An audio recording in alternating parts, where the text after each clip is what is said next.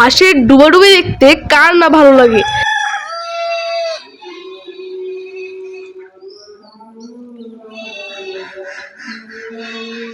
তো আমি খুব এনজয় করে দেখছিলাম। আমাদের পুকুরটা অনেক বড়, এই পুকুরের সকল হাঁস ডুবাডুবি করছে এবং সেটা দেখতে আমার খুবই ভালো লাগছে। আসসালামু আলাইকুম, আপনারা কেমন আছেন? চলে আসলাম নতুন একটা ব্লগ নিয়ে। আজ আমি অনেক খুশি, কারণ আজ আমি যাব আমার দাদা বাড়ি। তো আজ অনেকদিন পর আমি আমার দাদা বাড়ি যাচ্ছি, কারণ ঈদের পর আর যাওয়া হয়নি। প্রায় 2 মাসই হয়ে গেছি আমি আমার দাদা দাদুকে দেখিনি এবং দাদা বাড়ি যাইনি। তাই আজ আমি অনেক খুশি, কারণ আমি আমার আজ দাদা দাদুকে দেখতে পারবো।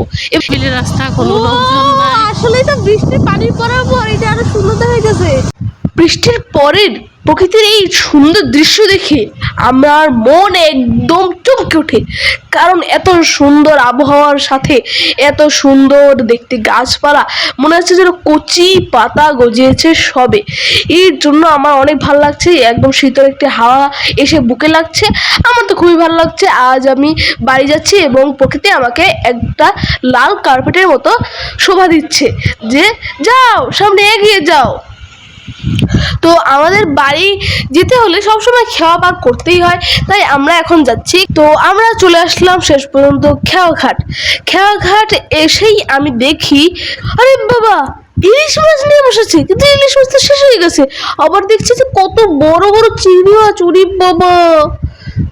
তো ট্রলারে ওঠার জন্য বাবা এখন টাকা দিচ্ছে, টাকা দিয়ে তারপর আমরা ট্রলারে উঠে ওপার চলে যাব। তো আমি বারবার বলছিলাম, বাবা তুমি যে নেমে তারপর গাড়িটা উঠাও, কিন্তু না, সে নিজের কথায় একদম অটুট। সে বাইকে করেই উঠবে, সে বাইক থেকে নেমে উঠবে না। এই ট্রলারে ওঠার জন্য অনেক রিস্ক, তাই বলেছিলাম, কিন্তু বাবা তো শোনেনি। বাবা আস্তে আস্তে বাইকে চড়ে চড়ে নামাচ্ছিল। কেন, বাইক থেকে নেমে উঠালে কি হতো না, সে বলে যে এখন তাড়াতাড়ি হয়েছে না, এখন তাড়াতাড়ি হয়েছে।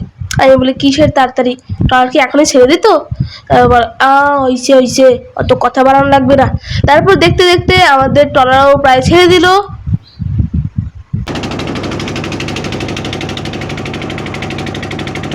তারপর আমি নদীর পানিটা দেখছিলাম বাচ্চারা গোসল করছে, কি সুন্দর ঢেউ। এই ঢেউ আমি ধরতে চেয়েছিলাম, কিন্তু ধরতে পারিনি।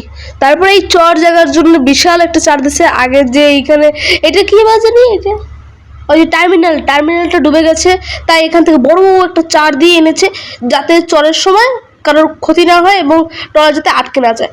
আমাদের শেষ পর্যন্ত ট্রলার থেকে নেমে আমরা বাইকে চড়ে পড়লাম। বাইকে চড়ে এখন আবার আমরা যাব, এখনো অনেক দূর, সবে তো আমরা অর্ধেক মতো শেষ করতে পারলাম না, এখনো অনেক দূর।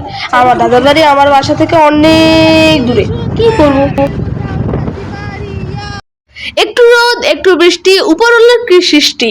আমি অনেক মজা পাচ্ছিলাম, কারণ একটু পর পর বৃষ্টি পড়ছিল, একটু পর পর রোদ হচ্ছিল এবং গাড়িতে আমরা করে যাচ্ছিলাম, মেন রাস্তায় আমরা ছিলাম।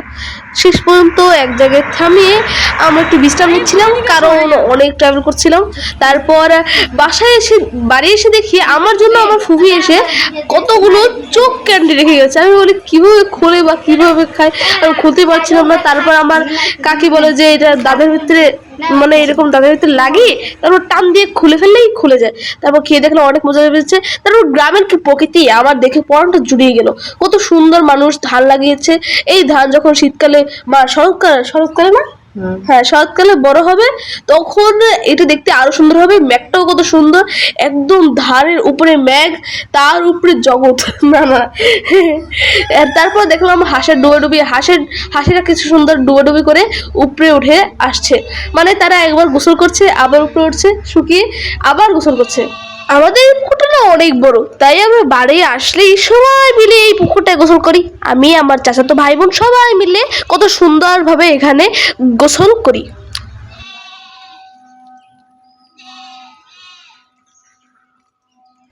তারপর বিকালবেলা আমি আর আমার চাচাতো ভাই বোন নিয়ে আবদার করেছি যে ঘুরতে যাব। তারপর বাবা আমাদের নিয়ে ঘুরতে গেছে নদীর পাড়ে এসে তো অনেক বাতাস, এই বাতাসে পড়াটা জুড়ে গেল। তারপর দেখছি ছাগলকে বাতাস খাওয়ানোর জন্য অনেক মানুষ এসেছে। তারপর ছাগলকে বাতাস খাওয়াচ্ছে, ছাগলরাও খুশি, আমরাও খুশি। আমরা অনেক খুশিতে সবকিছু দেখলাম যে কত সুন্দর ট্রলার, কত সুন্দর যাচ্ছে। আজকে নদীতে না অনেক ট্রলার, আমি কেন বুঝতে পারছি না। তারপর বাবাকে জিজ্ঞেস করলাম, বাবা এতগুলো ট্রলার কেন? তারপর বাবা বললো এবারে নদীতে অনেক মাছ হয়েছে, তাই এত ট্রলার।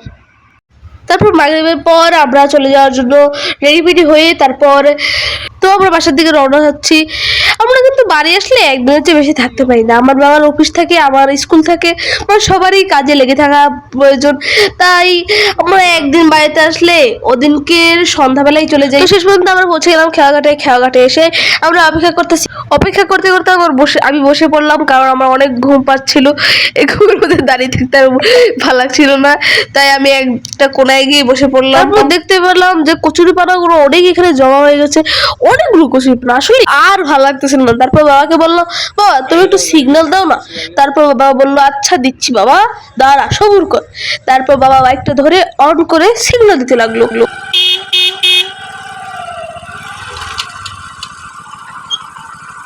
এরপর আমরা শব্দ পেলাম উপর থেকে যেন ট্রলারটা ছেড়ে দিয়েছে। তো আমরা রেডিমেডি হয়ে উঠে পড়লাম, কারণ ট্রলারে তার তাড়াতাড়ি উঠে লাগবে। তো আজ এ পর্যন্তই, সবাই ভালো থাকবেন, সুস্থ থাকবেন। তো দেখা হবে নতুন একটা ব্লগ নিয়ে, ততক্ষণের জন্য সবাইকে খোদা হাফেজ।